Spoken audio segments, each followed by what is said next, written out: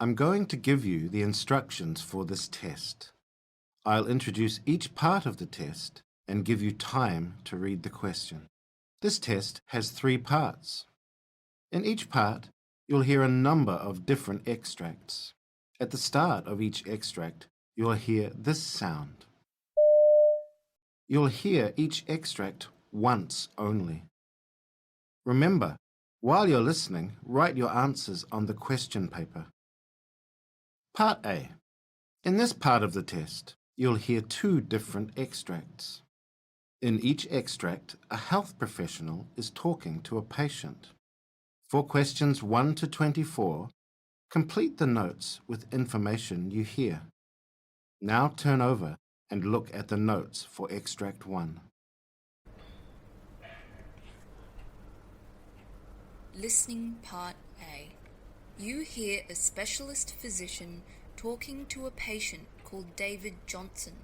For questions 1 to 12, complete the notes with a word or short phrase. You now have 30 seconds to look at the notes.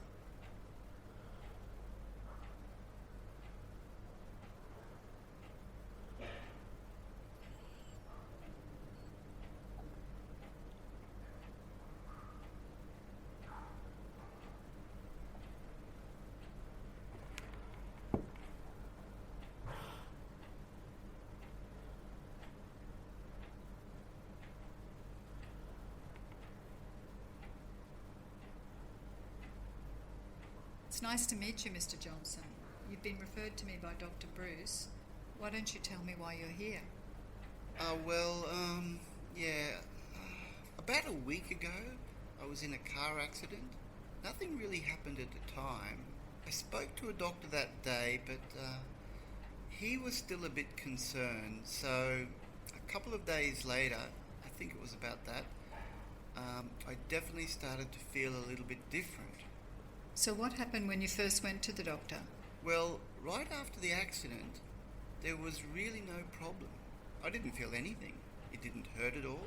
He did say, the doctor I mean, he said that I should just watch out or pay attention to see if I had a sore neck or sore back or anything. And that's what happened. A few days later, I was starting to feel a little bit dizzy. And then, well, that's when he said it was definitely whiplash and he referred me to you. Okay, and so how have you been feeling since then? Well, I've definitely had a sore neck. It's really been bothering me the last day or so. And like I said, I've been feeling a bit dizzy. Actually, I have to sit down once in a while because it gets a little disruptive. Difficult to work and that sort of stuff. I've been feeling a bit sick too. I actually had to take yesterday and today off work because I'm finding it quite difficult. I've been really tired as well. Is there anything else in your medical history that I should be aware of? Any allergies or any other recent visits to the doctor? I don't think there's anything that pertains to this injury. I am allergic to penicillin. I just found that out recently actually. That could have been quite dangerous. And last year I had the flu really, really bad. But nothing that really relates to this. It says here you play hockey. Yeah, every weekend. Any injuries that I should know about? Not really. I've been pretty lucky actually. A couple of months ago I had a sprained ankle, which is pretty common in hockey. We usually have good trainers though, and they keep an eye on us. We also take good care of ourselves. Nothing serious then? No, I've been pretty lucky. And just take me through your family's medical history. Let me think about that.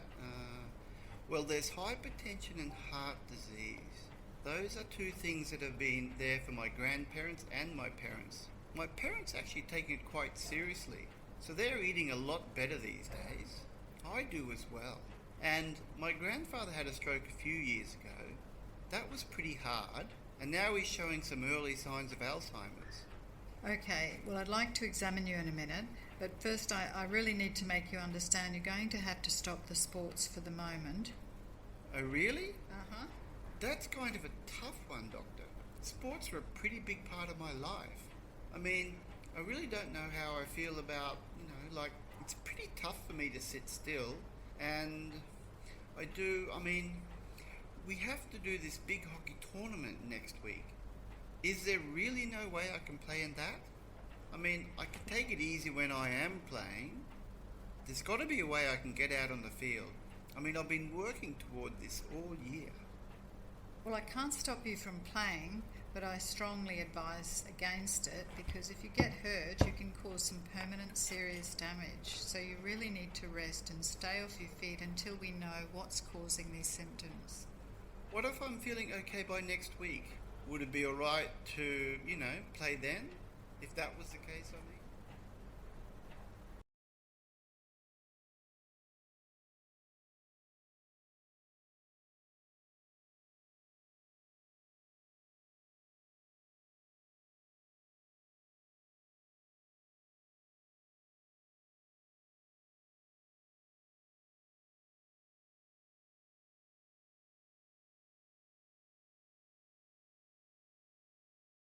Complete the notes with a word or short phrase. You now have 30 seconds to look at the notes.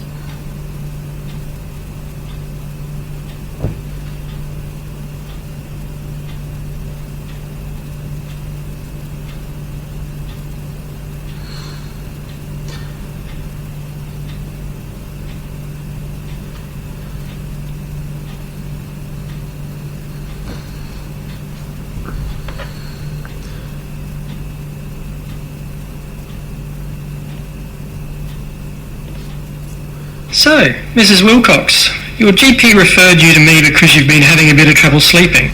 Why don't you tell me what's been happening? Okay, yes, that's right. I suppose I've always had some trouble breathing fully through my nose, especially through my left nostril, but I feel like it's been worse in the past few years. I used to play a lot of sport, especially netball, but I've had to give it away because I was getting so terribly short of breath. So while it's there during the day, the blockage, it's even worse at night. When it's time for bed, well, sometimes the left side of my nose can feel completely stuffed up. My husband tells me that I've been snoring as well. It started a little over 12 months ago, I suppose. Yes, probably 12 to 18 months. Do you feel tired in the morning? I do, yes. Sometimes it can feel like I've hardly slept at all, and the back of my throat tastes like I've smoked a pack of cigarettes. I've tried some of those sprays, those ones that you can get from the chemist, those decongestants, just to try and help clear my nose a bit. They used to work, but then after a while, they all stopped being effective. Then, when I first spoke to my GP about what was happening, she prescribed a spray for me. It's a combination corticosteroid antihistamine spray. It was wonderful. I really thought it was going to fix it right up, but she said I shouldn't really stay on that long term because she thought my issues were more structural. That's why she recommended I come and see you. Okay, great. Do you mind if I take a look? This won't hurt, but it will allow me to confirm your GP's diagnosis. No problem. Okay, thanks. Well, it definitely looks like you have a deviated septum, and you have some quite large turbinates as well. Right, okay. That's what the GP said, wasn't it?